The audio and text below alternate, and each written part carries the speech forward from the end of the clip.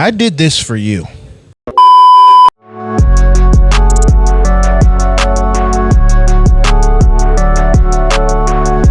What's going on, everyone? Welcome back to the channel. I am Tyrone, and today on the channel I got the film review for the Mandalorian and Grogu.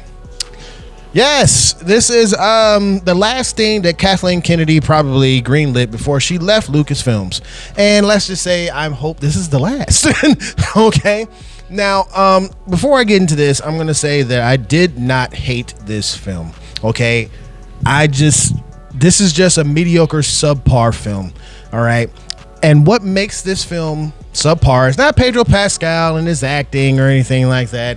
He does what he can behind the shield of the helmet and stuff, because one, you're not really supposed to take it off because that's a part of the creed, but whatever, you know, is not anything dealing with that. It's not the special effects is fine. Jon Favreau directed this fine. What it is the writing. I'm gonna keep this short and sweet. All right, if you are a writer, okay, and you are writing something that has like legacy built behind it, Star Wars has legacy behind it, okay, if you want to create something new, even if it's based upon a TV show like this is, and it was a TV show, you have to pick a lane.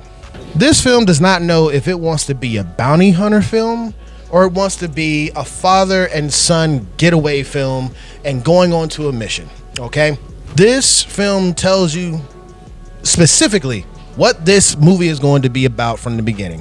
It actually tells you in the words. Okay, I hate when movies do paragraph scrolls and stuff like that anyway, but it did it in this film. Okay, you're gonna do it in this film, all right, so it's gonna explain to people what's going on. The Empire is done, it's over with, but there's still generals out there that's trying to just get some plans and try to bring the Empire back.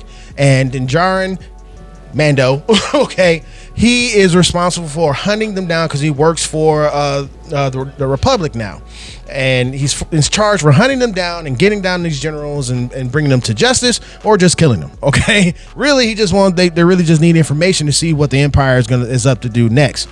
But it starts off that way. Starts off with great action. He's hunting these people down. He's trying to get them. First 10 to 15 to 20 minutes, that's what it is. Then all of a sudden, they put in this whole little workway of the Jabbas, okay, in this. And as soon as the Jabbas get into this, it goes into father-son exploration. And I'm like, wait, what happened to the cool Western, bounty hunter stuff? What happened to that? It's gone. It's gone immediately out the window. All right.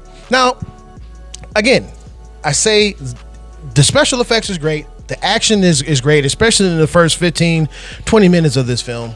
And then other pieces throughout there is very good with some of the action and the speed races and the chases and them getting out of situations.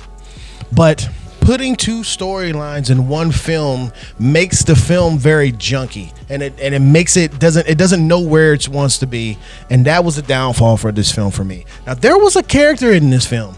I don't really know his name, but he was called the Hunter. That guy was cool. He was supposed to be Din Djarin. Okay, that's the character that Mando is supposed to be, and I'm like, this guy is freaking cool. He has like this samurai look about him. He's like all slick and stuff like that. I'm pretty sure if you are a fan of the comics or you know the lore of Star Wars, you know who that character is. I don't. Okay, but I enjoyed him being there and his look, but I enjoyed it to the point of, isn't that supposed to be you?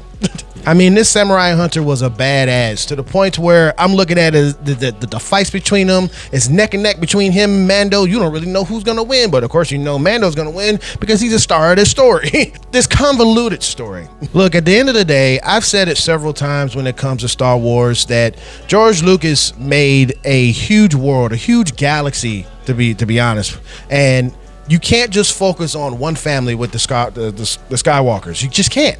There's other things you can explore, and Jon Favreau has tried to do that several times throughout, the Disney Plus era with different things that he came on with the show. So it was a good attempt by Jon Favreau and the writers Dave Filoni, because Dave Filoni wrote this, and then Dave Filoni always wants to put himself into this world like a little cameo. I know you. I see you, Dave. Okay, you've been in many shows. Okay, and I see you. All right, but they did okay with what I guess they had, but it just wasn't good. It just wasn't good when it came to the story. There are several moments in this film that I said, oh, that's a cut point that could be just an episode. That's a cut point that could just be another episode. You can cut this part off right here that this could be an episode several times. This didn't need to be a movie.